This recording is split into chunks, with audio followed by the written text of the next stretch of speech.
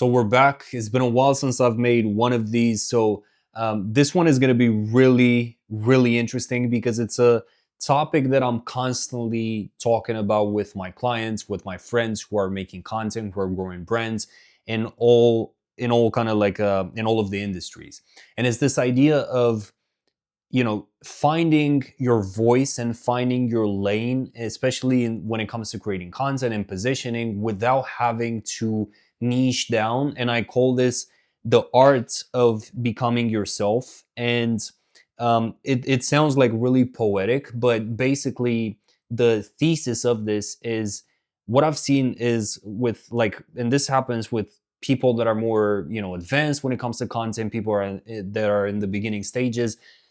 The the biggest thing they struggle with is not necessarily strategies, not even like this idea of like selling an offer or getting clients. The biggest thing they struggle with at a core human level is this idea of just being who they really are.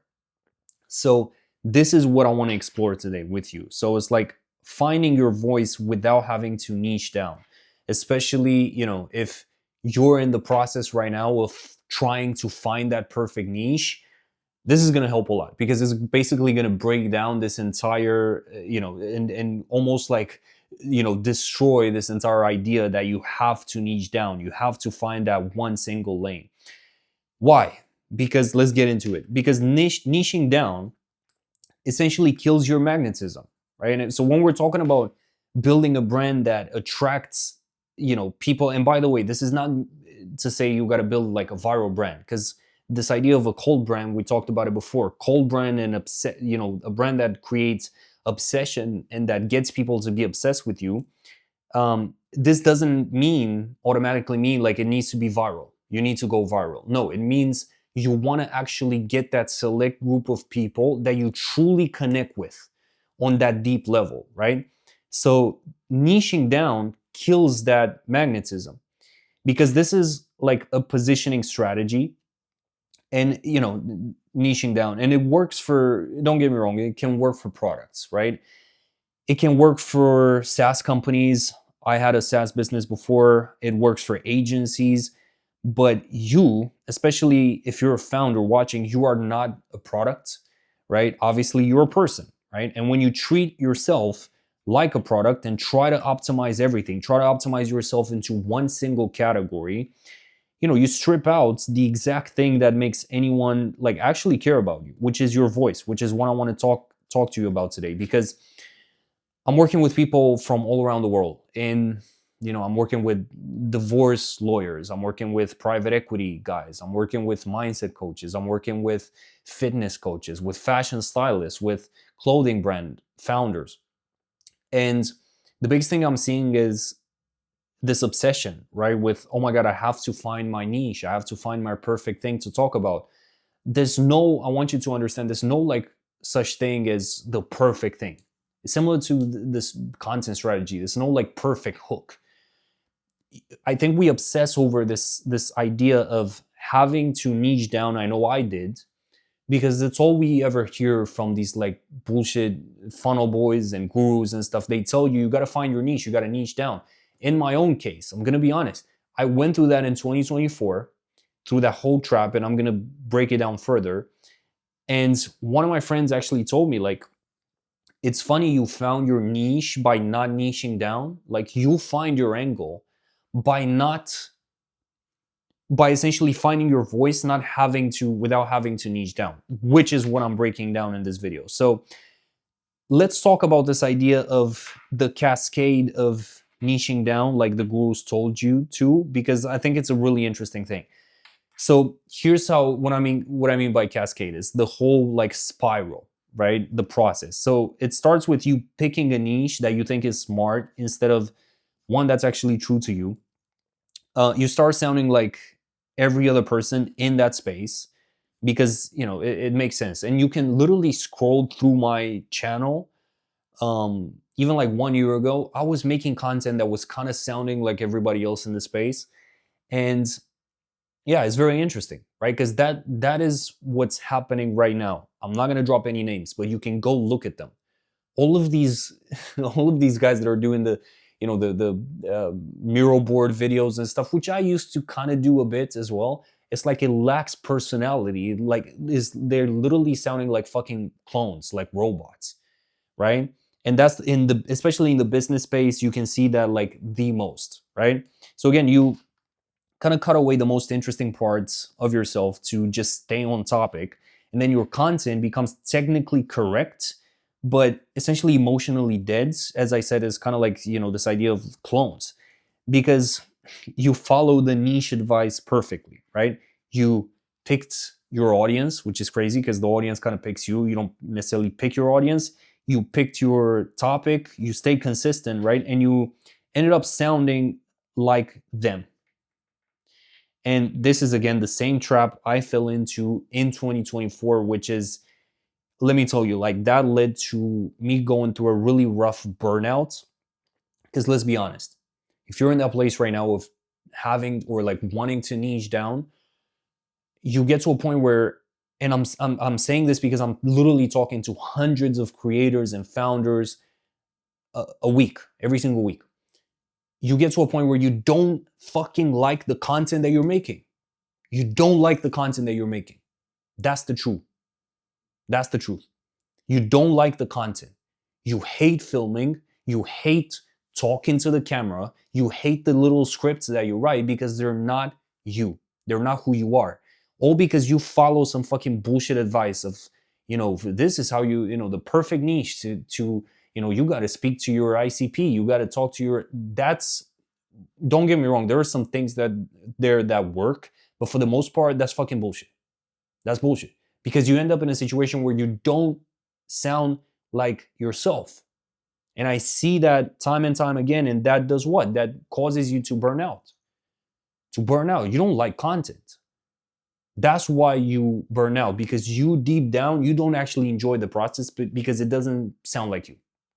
And if it's really separated from your voice, your true voice, your inner nature, the things that you genuinely believe, and if it's something forced, you can only do that for so long, right? So with this video, hopefully you will kind of like get out of that space if you're there currently. So let's talk about this idea of product versus person, because niching down answers the question like, what do you talk about, right? This is the biggest kind of like question that it answers, or it tries to answer. But at the same time, like on the flip side, finding your voice answers the question, how do you see the world? And this is what the concept that I want to really solidify with this video. One gives you a category, niching down, while the other gives you what? A character. I made this video before. You want to build a character with your brand. You want to build a character. People do not follow categories, they follow characters. Because look, nobody, and we talked about it before on the channel, nobody follows Steve Jobs because he niched into consumer electronics, right? Like nobody followed him for that. Nobody follows Kanye because he niched into hip hop production. They follow these people, let me highlight this because it's important, because their voice was so distinct, so different, so unapologetically theirs that the topic almost didn't matter. And I said this before. When you understand these principles, the offer, the product that you sell, whether you're an actual brand or a personal brand or whatever, it does not matter. It does not matter. Because you can literally, I can start selling, I don't know, dating coaching, for example. Because I understand psychology and because I understand these principles, all I have to do is apply my own experiences and my own voice to this, and I can sell basically that. I can sell the coaching, right? So here's what finding your voice actually means, because I don't want this to like sound really abstract and woo. Most people think, finding your voice means kind of like figuring out what to talk about, but it doesn't. Finding your voice means figuring out how you see the world. That's just it. It's not a topic, right? It's almost like a personal lens. It's your own way of seeing the world, seeing the space that you're in, seeing everything, right? And your voice is the combination of your lived experience, your taste, your convictions, your frustrations, your obsessions, and the way you connect ideas that other people cannot connect, right? Don't connect. Because look, in this social media space, two people can both talk about pricing strategy. right? And one sounds like a textbook, while the other can sound like they actually been through what I like to call this word. They've been through the process. They learned something that actually was brutal, and they're now telling you the truth that nobody else wants to say, right? So it's the same topic, but completely different voice, right? Different voice. And the second person doesn't need a niche. They don't need a niche because their voice is the niche. And I said this before, and I'm sure you've heard this thousands of times by now. You are the niche, right? And it sounds like so abstract, and a lot of people cannot unpack that properly. But what does that mean? That means basically your voice, your perspective on life, your uniqueness. That is what you have to put the spotlight on, because that is quote unquote your niche, and I like to call it angle, right? So let's talk about the artist principle, because this is something that will really, I used to be an artist. If you're new to the channel, I used to, before business, before my personal brand, before consulting, I used to be a recording artist. I used to make music, but I want to touch on this because I think it's going to give you a really fresh perspective, especially if you're in that place of, you hate making content. If you're in the place of like, it feels fucking heavy and it feels like a chore, the artist principle will help. So let's just quickly touch on these things. Nobody told Prince, like, hey, Prince, you got to niche down. Nobody told David Bowie, like, to pick a lane and just stay consistent. Nobody told Amy Winehouse, I don't know about you, but I fucking love Amy, to study what was trending and make content, the music or content that fit. Amy, I put her in here for a reason, because she's one of, if not like the best example in music, because she literally went, I mentioned this before, against the wave. She just completely said, fuck it. The people that are doing this kind of music, I'm just going to do me. I'm just going to do me. So these people, again, they found a voice that was so powerful that it didn't matter what genre they played in, right? You knew it was them in a couple of seconds. And that's the thing also with content, because I want to draw the parallel. Your voice should be recognizable regardless of the topic. You want to aim for that point where you can literally talk about and yap about whatever. Like sometimes I just go on my stories and I just, yap about like anything. It could be faith. It could be even like very rarely like politics. Usually it might be like a random restaurant. I don't know, anything. And that's the point you want to be. You don't want to feel like you're constricted. And I'm going to make a bunch of videos about this idea of, you want to approach all of this business and content creation like an art. That's why I put the title The Art of Becoming Yourself, because it's an art. It's an art in terms of growing into your full self as a creator, but then also as an artist. Because I like to, obviously, because I actually was an artist, I like to approach this with that perspective, because I realized in my own situation, I got to a point where I was hating the content process, the content creation process. I was hating every second of it.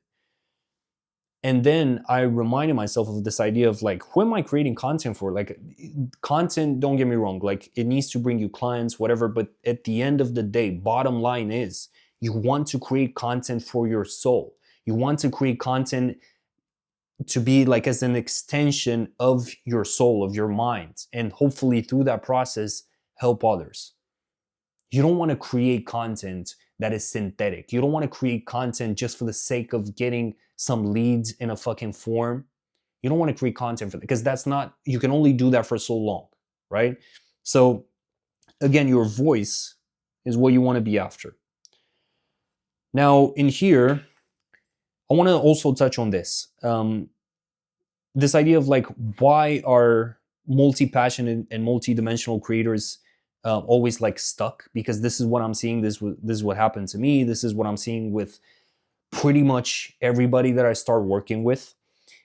Because if you're someone with multiple passions, like multiple skills, multiple curiosities, the niche advice doesn't just feel limiting. It literally feels like being asked to just cut off parts of yourself, because you are usually the most interesting person in the room, right? If you're a person watching, and if you're a founder, if you're a creator, or if you're kind of starting out, And if you have all of these interests and somebody tells you, oh, you should only do one thing and just niche down and just literally talk about the same fucking topic back to back, you're going to absolutely despise the content creation process. You're going to hate it because, at the end of the day, you might see connections between fields that specialists cannot see.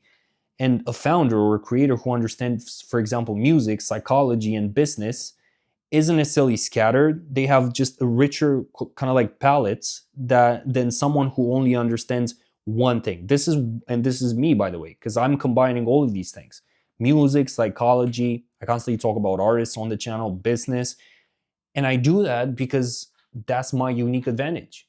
That's my unfair advantage in the market.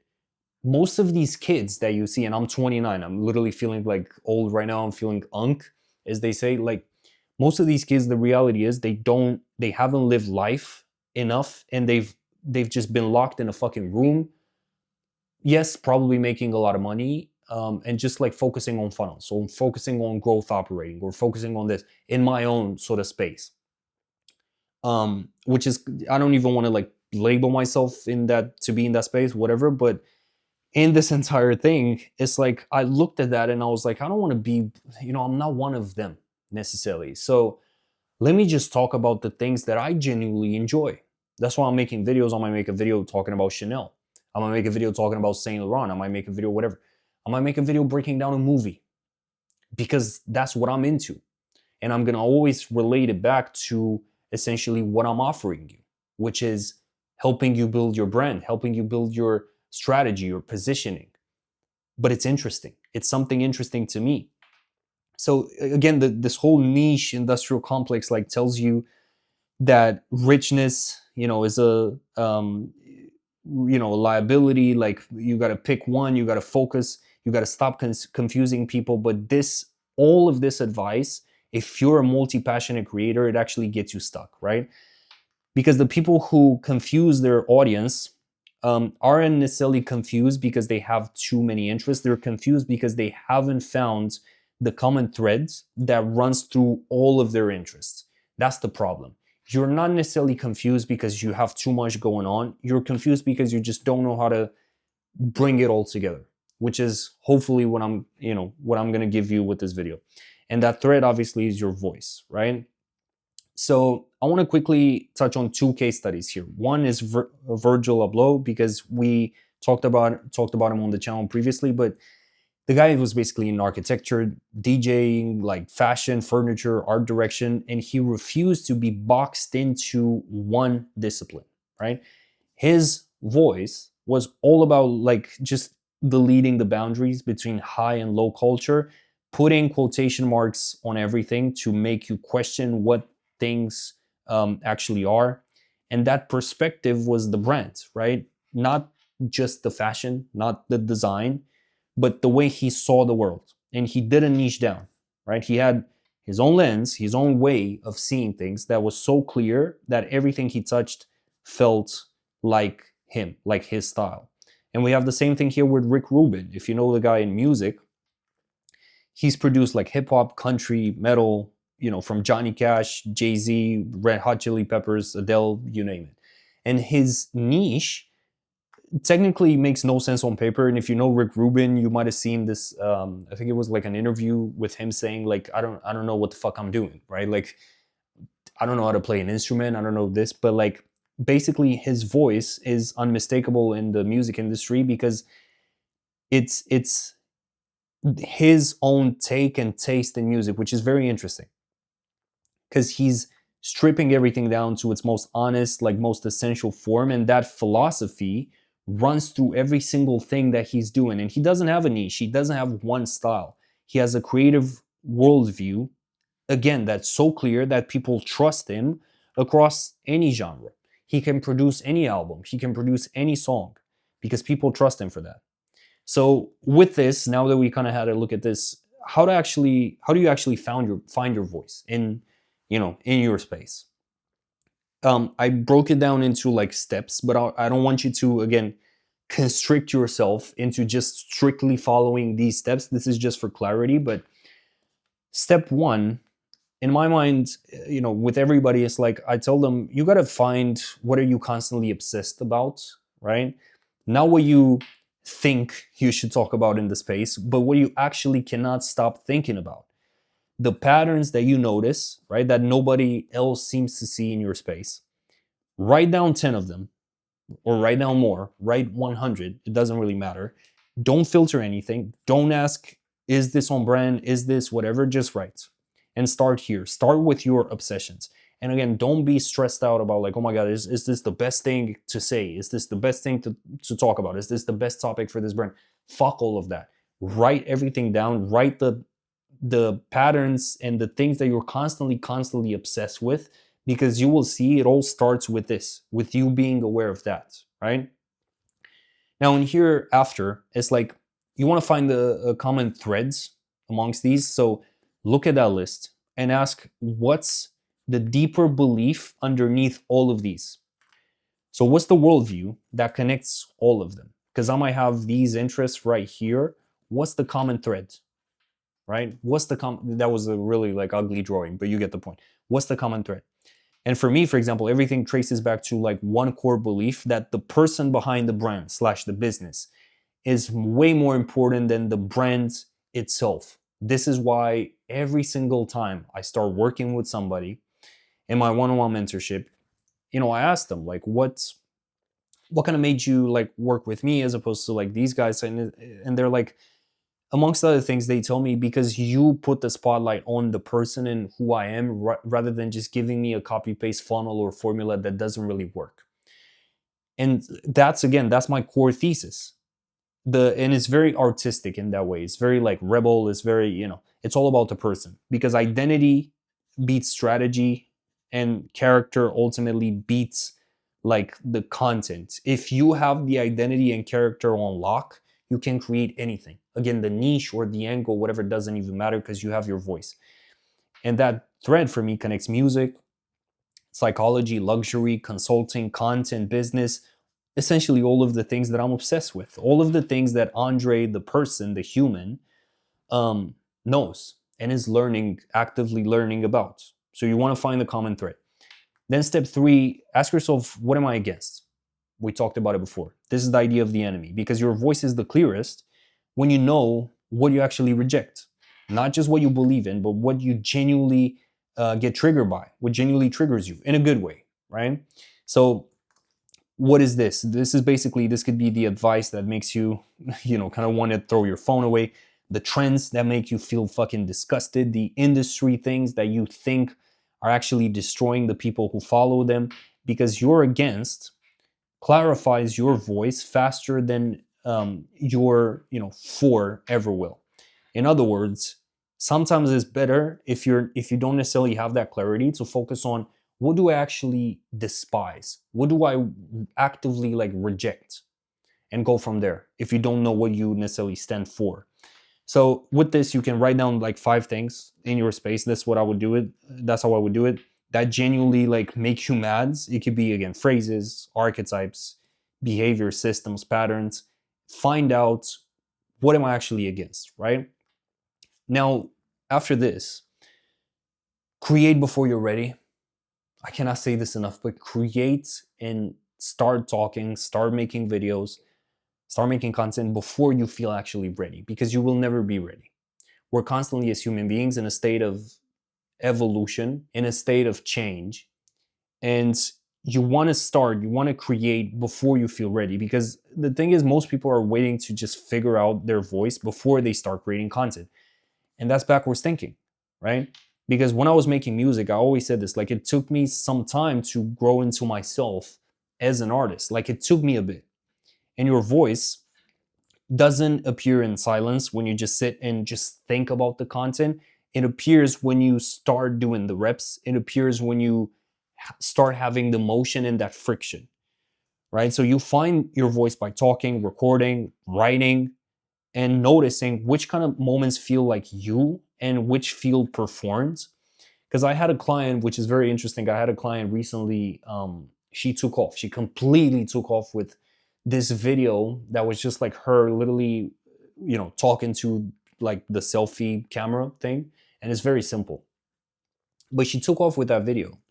And we were like, this video is like 200,000 views right now, and like it blew up her entire account. And it's her, and it's literally her just talking to the camera, and it's because it took off because she found her voice.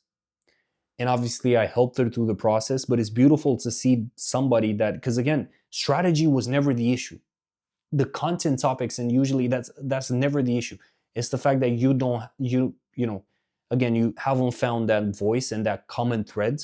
And this is what I helped her with. And that's the thing. You cannot think your way into a voice. You have to speak and create your way to it, right? Again, it's the reps. And step number 5 with this, I want to encourage you as a founder, as a creator, let people be confused. Let people be confused for a while. It's fine. Because when you stop niching down and start leading essentially with your voice, some people will be confused. And that's fucking amazing, because guess what? Not everybody needs to get it the first time. Because the people who get it will be obsessed with your message. The people who don't get it weren't your people anyway. So why are you stressing out? It's fine. And the thing is, a voice that everybody understands immediately is usually a voice that's saying, nothing original. If it's something like, I get hate for these videos, right? It's fine, because I know why that is.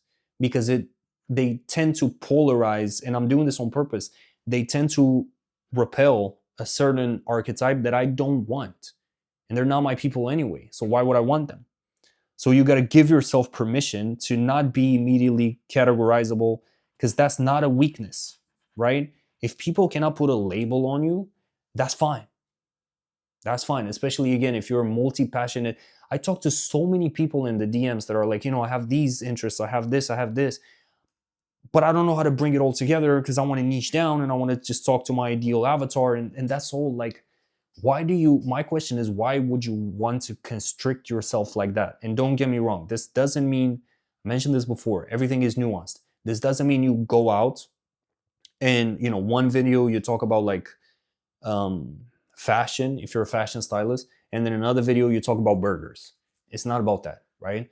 But it's about like understanding that it needs to fall under one umbrella, which is basically your expertise. But what I'm saying is, you can bring your uniqueness to the table. You can bring all of the interests that you have.